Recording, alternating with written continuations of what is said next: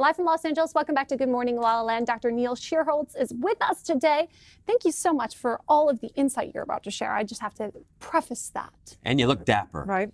Love the suit. So you're a holistic psychologist, Yes. is that correct? And Angel Psychology is the name of your group, is that correct? Angela's Psychology. Okay, I'm glad that we got that right. There we They go. are Angelus. angels. They're angels. Yes. That's right. So tell us a little bit about your practice.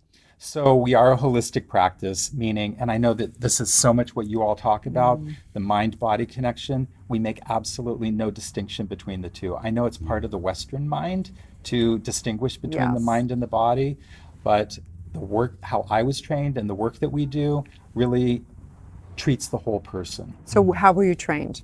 Okay, so, well. Let's go way back now. If you want to go way back, I used to be a chemical engineer, actually. That's part of my, And I'm happy that I have got that background because it gives me a strong math and science background so I can really understand the psychological research, which is important to our work. I've read that you provide a service in character analysis through origin therapy. What does that mean? Okay, so two parts, character analysis, character analytic therapy, and orgone therapy.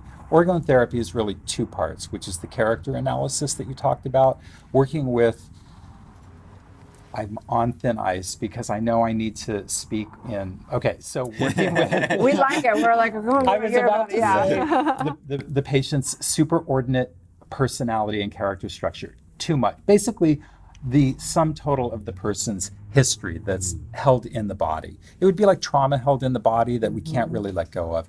So the character analytic work is the traditional talk therapy work that you're familiar with that we see on screen and in the movies.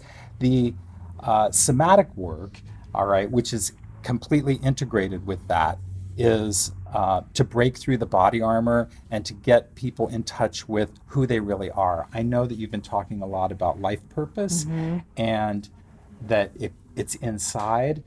Sometimes the folks that I see and that we see in the practice can't access themselves. They need help in removing that body armor so they can find themselves, and then the life purpose springs So naturally. take us through that. So we know that even the character, it's not your true self. Your character, people are so attached, they think that's actually who they are when they could actually adjust their character. So tell us, if I come into you and I go, okay, I have some trauma, I do whatever, what is your modalities? How do you take them through that? All right. So I love that you said that. It's exactly that. Character is the facade that we walk in with. I call it the ticket of admission. All right. So we all have that. And one of the goals is to work to chafe against it so you can let go of it. All right.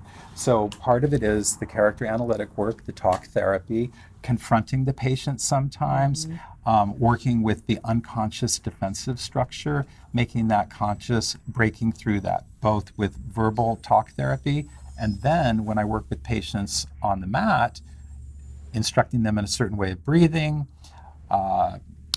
vocalizing, movement, and then also intervening with my own hands on their character armor to break through that and to allow the release of deep emotions. Wow. Just incredible, right? So interesting. We always think that this is who I am. Like, this is my character. What do you mean? Absolutely. Right? So if somebody wanted to just take a few small steps at home and they weren't quite ready to enter an office and do the entire work, what might you recommend? Where could they start, particularly if they're having trouble like accessing their inner wisdom? Yeah, I'm glad that you mentioned even inner wisdom. It's the sorts of things that you all talk about here all the time. I mean, I know you're talking about this every day on your show, is mindfulness, meditation, coming home to yourself, breath work. You can do yoga. Any of those things are good precursors to the work that I would be doing with a patient. And what would be a precursor to that? You know what? So when you ask me how I start my day, it's sleep. And this is proven in the psychological research. We forgot that one. Darn it, I do all the other things. Sleep, I often will say, and if you follow us on Instagram, I will have videos saying the number one thing you can do really to improve your mental and physical health is to sleep more. And then we have hydration, right? And then you start building from there. You can't find yourself if your nervous system is in fight or flight, in the sympathetic response, and you need to get back into that So true. quiescence. What led you personally into this line of work? What is it that you love so much about it, and how did you get here? Like I said, I was a chemical engineer, and I could tell you so many stories. We all have so many paths, and ways that we got to journeys to where we got to where we are.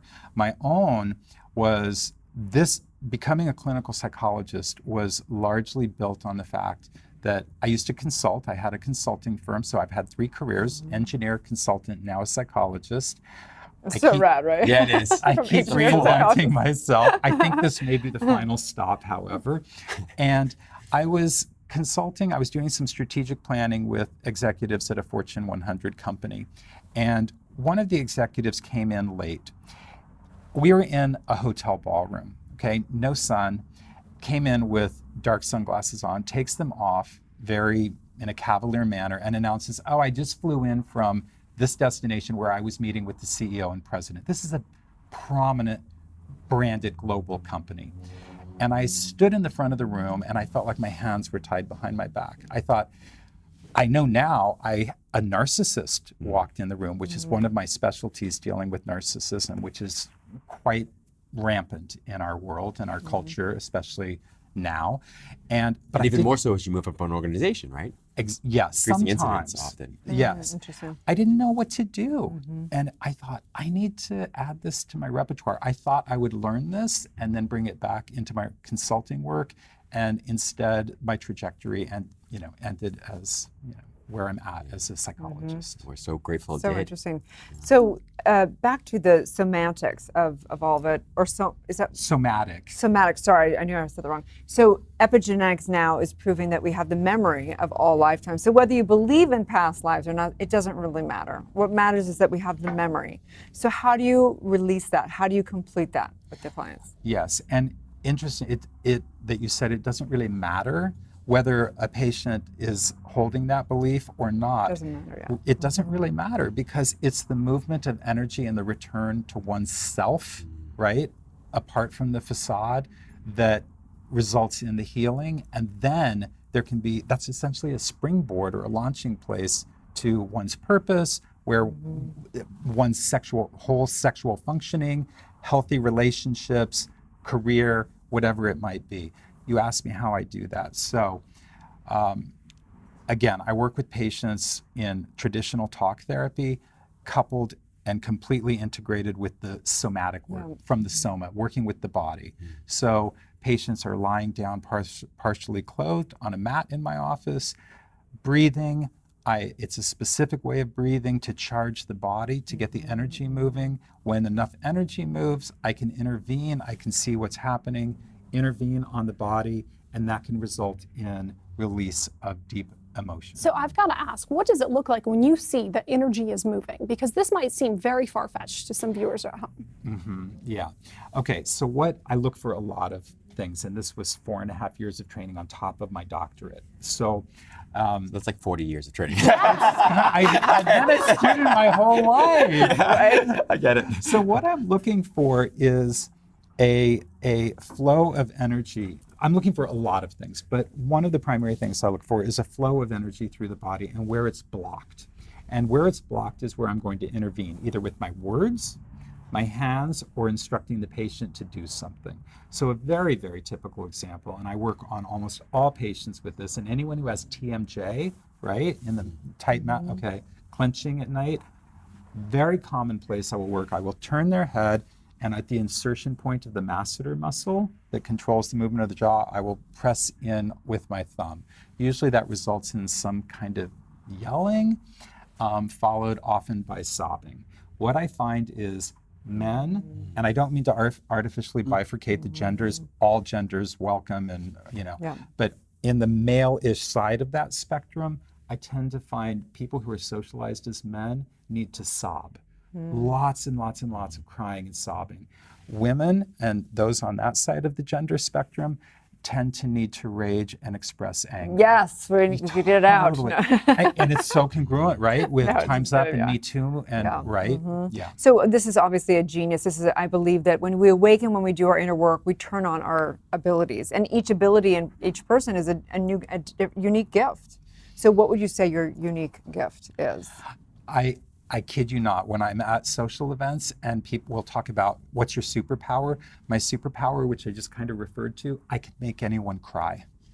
That's a good thing and a bad thing. Right? I don't know about In a therapeutic, cathartic way. Thank you, Rob. Yeah, Yes, in a therapeutic way, not just. So I Did we date before? Just kidding.